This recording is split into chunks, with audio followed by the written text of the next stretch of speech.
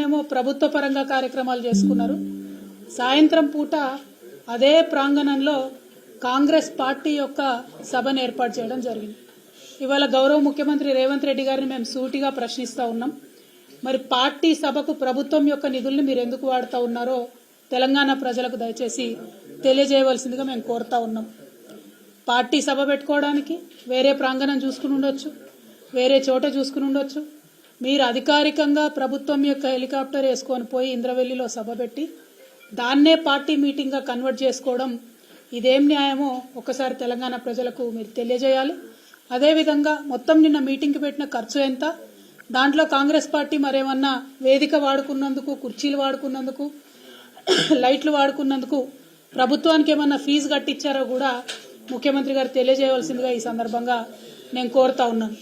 అదేవిధంగా ఇంద్రవెల్లిలో నిన్న గౌరవ ముఖ్యమంత్రి గారు రేవంత్ రెడ్డి గారు నేను కాంగ్రెస్ పార్టీ చేసిన తప్పిదాలకు క్షమాపణ చెప్తా ఉన్నాను, తెలంగాణ బిడ్డలను కాంగ్రెస్ పార్టీ పొట్టన పెట్టుకుంది, ఆ కుటుంబాలన్నిటి కూడా క్షమాపణ చెప్తా ఉన్నారని కోరినారు.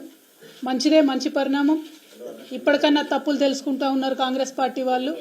మరి అదే రీతిన మలిదశ తెలంగాణ ఉద్యమంలో బలైపోయినటువంటి అమరవీరులందరికీ కూడా ముఖ్యమంత్రి గారు క్షమాపణ చెప్పాలని ఈ సందర్భంగా నేను డిమాండ్ చేస్తూ ఉన్నాను. మీరు నెక్స్ట్ కార్యక్రమం తీసుకున్నప్పుడు తెలంగాణ రాష్ట్రానికి సంబంధించి ఏ కార్యక్రమం తీసుకున్నా అమరవీరులకు క్షమాపణ చెప్పడంతో మొదలు పెట్టాలని చెప్పి నేను డిమాండ్ చేస్తూ ఉన్నాను. అదేవిధంగా నిన్న గౌరవ ముఖ్యమంత్రి గారు అనేకమైనటువంటి విమర్శలు మాట్లాడుతూ ఒక మాట అన్నారు. రాబోయే రోజులలో ప్రభుత్వం పరంగా ఏదైతే 500 రూపాయలు గ్యాస్ సిలిండర్ మాఫీ చేస్తామని చెప్పినామో ప్రభుత్వ పరంగా ఆ కార్యక్రమాన్ని పెట్టుకుంటాం, లక్షలాది మంది మహిళలతో ఆ కార్యక్రమాన్ని ప్రభుత్వ పరంగా ఏర్పాటు చేస్తాం, దానికి ప్రియాంక గాంధీ గారిని పిలుస్తామని చెప్పడం జరిగింది. ఇవాళ ముఖ్యమంత్రి గారిని నేను సూటిగా ప్రశ్నిస్తా ఉన్నాను, ప్రియాంక గాంధీ గారిని ఏ హోదాలో మీరు పిలుస్తా ఉన్నారు? ఆమె కనీసం దేశంలో ఇంతవరకు ఏ ఒక్క గ్రామం నుండన్నా సర్పంచ్గానన్నా గెలిచిందా, ఎమ్మెల్యేగా గెలిచిందా, ఎమ్మెల్సీగా గెలిచిందా? పోనీ మన రాష్ట్రంలో ఇప్పుడు ఏదన్నా ప్రోటోకాల్లో ఉన్నదా ఆమె? మీ పార్టీకి సంబంధించినటువంటి ముఖ్య నాయకురాలైతే మీ ఇంటికి పిలుచుకోండి, మీ మన్మడికి ఆశీర్వాదం ఇప్పించుకోండి, తెలంగాణకు వచ్చిన ఆడబిడ్డ కాబట్టి చీర సారా పెట్టి సాదరంగా సాగనంపండి. కానీ ప్రభుత్వ కార్యక్రమాలకు ప్రియాంక గాంధీ గారిని పిలుస్తామంటే తప్పకుండా నల్ల బుగ్గలు ఎగిరేసి ఆ రోజు ప్రొటెస్ట్ చేస్తామని ఈ సందర్భంగా మేము ముఖ్యమంత్రి గారికి హెచ్చరిక చేస్తూ ఉన్నాం. ప్రభుత్వ కార్యక్రమాలను, పార్టీ కార్యక్రమాలను కలిపి వాడుకోవడం, ప్రజలను మభ్యపెట్టడం ఇది చాలా తప్పు. ఆ విధంగా చేసినట్టయితే తెలంగాణ ప్రజాధనాన్ని మీ పార్టీ ప్రయోజనాల కోసం దుర్వినియోగం చేసినట్టయితే, ప్రియాంక గాంధీ గారిని ఆ కార్యక్రమానికి పిలిచినట్టయితే తప్పకుండా మేము ప్రొటెస్ట్ తెలియజేస్తామని ఈ సందర్భంగా తెలియజేస్తా ఉన్నాం. అదేవిధంగా ఇవాళ కాంగ్రెస్ పార్టీ ఇక్కడ పొలిటికల్ క్రైసిస్ ఉన్న వాళ్ళంతా తెలంగాణలో వచ్చి వాలిపోవడం, ఇక్కడ నుంచి తెలంగాణ ప్రజాధనాన్ని దుర్వినియోగం చేస్తూ ఇక్కడ మన మంత్రులు, మన తెలంగాణ మంత్రులు, తెలంగాణ ప్రజల ఓట్లతో ఎన్నికైన మంత్రులు వెళ్ళి ఆ ఎమ్మెల్యేలందరినీ ఎస్కాట్లు పెట్టి రిసార్ట్లలోకి తీసుకెళ్లడం, మరి ఇదంతా ప్రజాధనాన్ని దుర్వినియోగం చేయడం కాదా? ఒక మాట ఈ ముఖ్యమంత్రి గారు ఎన్నికల సందర్భంలో అనేక సందర్భాల్లో విమర్శలు చేస్తూ అనేక మాటలు అనడం జరిగింది. మేము అడ్వర్టైజ్మెంట్లు వేసుకోము బీఆర్ఎస్ వాళ్ళలాగా అన్నారు. ఇవాళ ఎన్ని అడ్వర్టైజ్మెంట్లు వేస్తున్నారండి? నిన్న ఇంద్రవల్లి సభకు ఎన్ని అడ్వర్టైజ్మెంట్లు వేసినారు మీరు? వాటి ఖర్చు ఎంతో ఒకసారి తెలంగాణ ప్రజలకు తెలియజేయాల్సిందిగా కోరుతా ఉన్నాం. గౌరవ ముఖ్యమంత్రి గారు వారానికి 2 సార్లు ఢిల్లీకి పోతారు. పోయినప్పుడల్లా చార్టెడ్ విమానాలలో, ప్రైవేట్ ఫ్లైట్స్లలో పోతురని తెలిసింది. మరి దానికి అయ్యే ఖర్చు ఎంతనో ఒకసారి మీరు ప్రజలకు తెలియజేయాల్సిందిగా నేను డిమాండ్ చేస్తూ ఉన్నాను. అదేవిధంగా మీరు వచ్చిన 60 రోజులు దాదాపు అవుతున్నది. ఈ 60 రోజులలో మీరు చేసింది ఏముందండి? 60 రోజులలో ఏ చిన్న వాగ్దానం మీరు చేసింది మేము అడిగినా కూడా అయ్యో నిన్నగాక మొన్ననే వచ్చినాం కదా, మమ్మల్ని ఇన్ని ప్రశ్నలు అడుగుతున్నారు, కొత్త ప్రభుత్వం కదా అంటున్నారు. ఓకే, డెవలప్మెంట్ మీద మా బాస్ చెప్పారు, కేసీఆర్ గారు చెప్పారు కాబట్టి 100 రోజులు మిమ్మల్ని అడగం. శిశుపాలుడి 100 పాపాలు వండినట్టుగా 100 రోజులకు మీరు చేసే తప్పులు కూడా పండుతాయి. అప్పుడు మాత్రం ప్రజాక్షేత్రంలో మిమ్మల్ని ఖచ్చితంగా అడుగుతాం.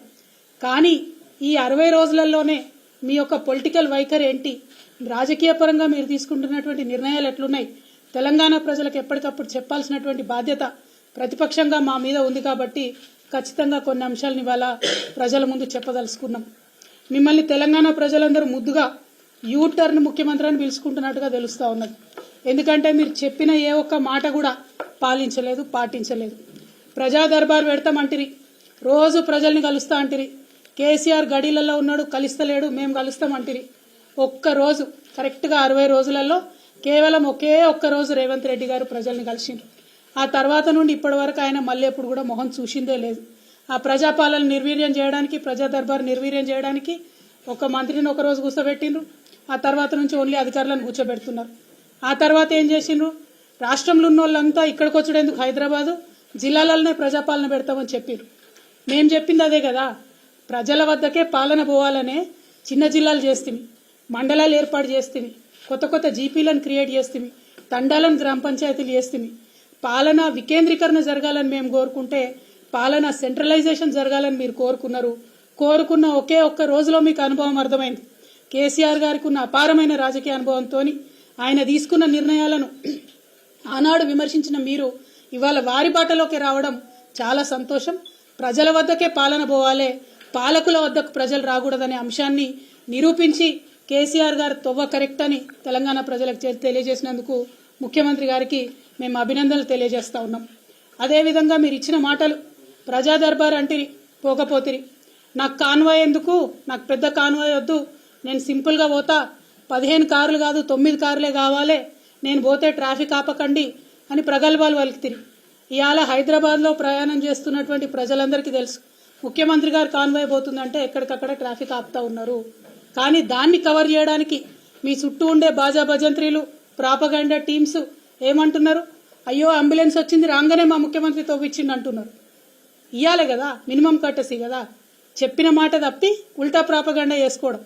కేవలం ఈ ఒక్క విషయమే కాదు, కుటుంబ పాలన అంటిరి.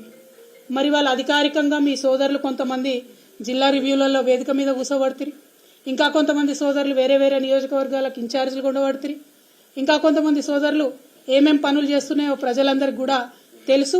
సమయం సందర్భం వచ్చినప్పుడు తప్పకుండా అవన్నీ కూడా బయట పెట్టడం జరుగుతుంది.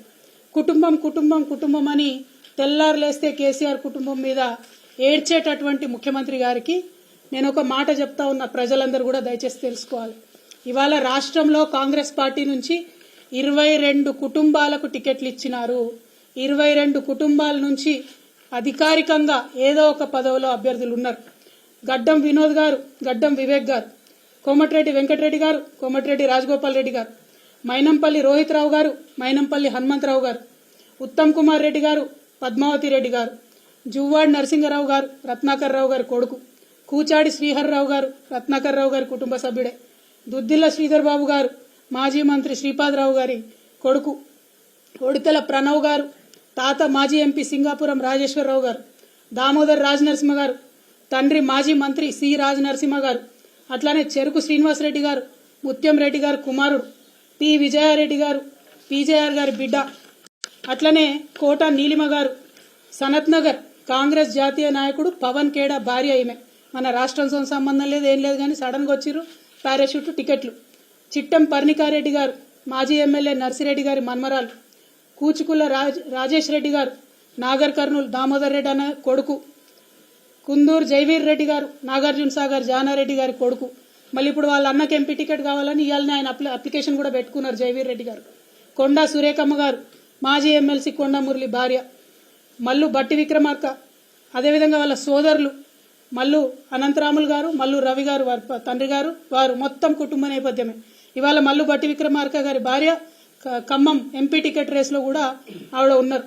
మరి పట్లోళ్ళ సంజీవ్ రెడ్డి గారు, మాజీ ఎమ్మెల్యే పట్లోళ్ళ కృష్ణారెడ్డి గారి కొడుకు, మదన్ మోహన్ రావు గారు, వారిది కూడా కుటుంబ నేపథ్యమే. ఇట్లా ఒక్కొక్కటి చూసుకుంటూ పోతే గిన్ని కుటుంబాలకు మీరు ప్రోద్బలం ఇస్తున్నారు, ఇన్ని కుటుంబాలకు మీరు పోటీ చేసే అవకాశం ఇచ్చారు, ఇన్ని కుటుంబాలను మీరు మోస్తున్నారు. మళ్ళీ ఇలా కోమటిరెడ్డి రాజగోపాల్ రెడ్డి గారు ఏమంటారు? మా అన్నకు మంత్రి పదవి ఉంటే ఏమవుతుంది, నాకు రాదా మంత్రి పదవి అంటారు. మీరు మా మీద మాట్లాడే అర్హత మీకుందా? మీరు మమ్మల్ని మాట్లాడితే కేసీఆర్ గారిని ఇంకా కూడా తిట్టడం తప్పితే ఏం పని చేస్తున్నారో ఒకసారి తెలంగాణ ప్రజలకు దయచేసి తెలియజేయాలని నేను కోరుతా ఉన్నాను. అదేవిధంగా రేవంత్ రెడ్డి గారు వైఖరి చూసుకుంటే ప్రమాణ స్వీకారం చేసిన రోజు జై సోనియమ్మ, సోనియా గాంధీ కాలు మోకడం, జై తెలంగాణ అన్న మాట ఇంతవరకు రాలే. ఇంతవరకు జై తెలంగాణ అన్న మాట మన తెలంగాణ రాష్ట్ర ముఖ్యమంత్రి గారి నోటి నుండి రాలే. అమరవీరులకు ఇంతవరకు ఒక్కసారి నివాళులు అర్పించలే. అమరజ్యోతికి పోయేటటువంటి తీరిక కూడా కనీసం ఈ ముఖ్యమంత్రి గారికి లేరు.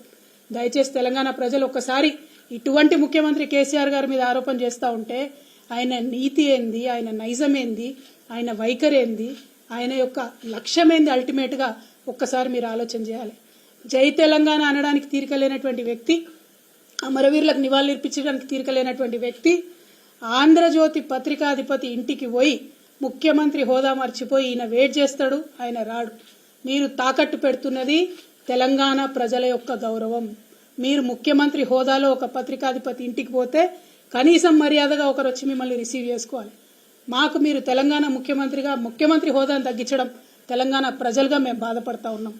డెఫినెట్గా మీ ప్రతి వైఖరి, మీ ప్రతి అడుగు, ప్రతి ఒక్క అంశం మీరు మమ్మల్ని ఎంత విమర్శ చేస్తూ ఉన్నారో ప్రజలు కూడా మిమ్మల్ని అంత గమనిస్తూ ఉంటారు. అయినా ఒక పని జరిగిపోయింది, ఎలక్షన్ రిజల్ట్ వచ్చింది, ఇవాళ మీరు అధికారంలో ఉన్నారు. మిమ్మల్ని సూటిగా ఒక ప్రశ్న అడుగుతా ఉన్నాం. ఎస్, అసెంబ్లీలో పూలే విగ్రహం పెట్టాలని వాళ్ళు నేను డిమాండ్ చేస్తా ఉన్నా.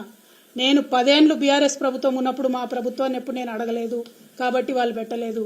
ఇవాళ నేను మిమ్మల్ని అడుగుతా ఉన్నా, సుత్తి లేకుండా సూటిగా ఒకటే జవాబు చెప్పండి. పూలే విగ్రహం అసెంబ్లీలో పెడతారా, పెట్టారా? Simple as that. మిగతా అంశాలు మీరు అభివృద్ధి గురించి మాట్లాడొద్దన్నారు కాబట్టి ఆ డెడ్ లైన్లు చెప్తలేం.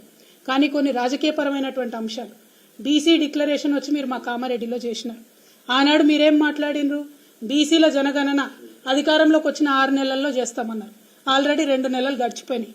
ఇంతవరకు మీరు కనీసం ఆర్డర్ కూడా ఇవ్వలే. నా మాటనే జీవో అంటారు కదా, మరి నా మాటనే జీవో అంటే ఈ పాటికి పని ప్రారంభం అయి ఉండాలి. ఎందుకు అవ్వలేదు పని ప్రారంభం? బీసీలు అంటే గౌరవం లేదా? బీసీలకు 6 నెలల లోపల మీరు జనగణన చేపట్టకపోతే మీరు వాగ్దానం చేసినట్టు 42% రాజకీయంగా రిజర్వేషన్లు ఎట్లు ఇస్తారు? ఈసారి మిస్ అయితే మళ్ళా 5 ఏళ్ల పాటు బీసీలకు రాజ్యాధికారంలో వాటా ఎట్లా ఇస్తారు? మేము మిమ్మల్ని తొందర పెట్టడానికి ఈ ఎజెండా ఇప్పుడే చేయమని అడగడానికి ఒకటే కారణం. 42% బీసీలకు రిజర్వేషన్ ఇవ్వాలంటే వితిన్ 6 months మనకు రిజల్ట్ రావాలి జనగణన, తర్వాతనే రిజర్వేషన్ ఇచ్చేటటువంటి ఆస్కారం ఉంటుంది. అట్లానే ఎల్లుండి శాసనసభ కార్యక్రమాలు జరగబోతా ఉన్నాయి 10వ తారీఖు నాటి నుంచి. మరి ఆనాడు జరిగే శాసనసభలో ఈసారి పెట్టే బడ్జెట్లో మీరు వాగ్దానం చేసినట్టుగా బీసీలకు 20,000 కోట్లు కూడా మీరు బడ్జెట్లో పెట్టాలని చెప్పి ఈ సందర్భంగా నేను డిమాండ్ చేస్తా ఉన్నా. 2 ప్రధానమైన డిమాండ్లు. మనకు బీసీలకు రాజ్యాధికారం మిస్ అవ్వకుండా 42% వాటా ఇస్తా అని మీరు వాగ్దానం చేశారు కాబట్టి తక్షణమే జనగణన ప్రారంభించండి. రెండవది, ఈసారి అసెంబ్లీలో పెట్టే బడ్జెట్లో 20,000 కోట్లు బీసీలకు బడ్జెట్ పెట్టండి అని చెప్పి మేము డిమాండ్ చేస్తూ ఉన్నాం. అదేవిధంగా ఇంకొక విషయం కూడా తెలంగాణ ప్రజలు దయచేసి గమనించాలి. నిన్న మొన్న కేంద్ర ప్రభుత్వం బడ్జెట్ పెట్టింది 1వ తారీఖు నాడు. 1వ తారీఖు నాడు కేంద్ర ప్రభుత్వం బడ్జెట్ పెడితే 0 అండి. తెలంగాణకు వచ్చిన బడ్జెట్ 0, 0 బడ్జెట్ వచ్చింది తెలంగాణకు. తెలంగాణ రాష్ట్ర ముఖ్యమంత్రి గారు 2 రోజులైతున్నా కనీసం నోరు మెదిపి మా రాష్ట్రానికి ₹1 కేంద్రం ఇవ్వలేదని మాట్లాడడం లేదు. ఎందుకోసం మాట్లాడతలేరు? దేనికోసం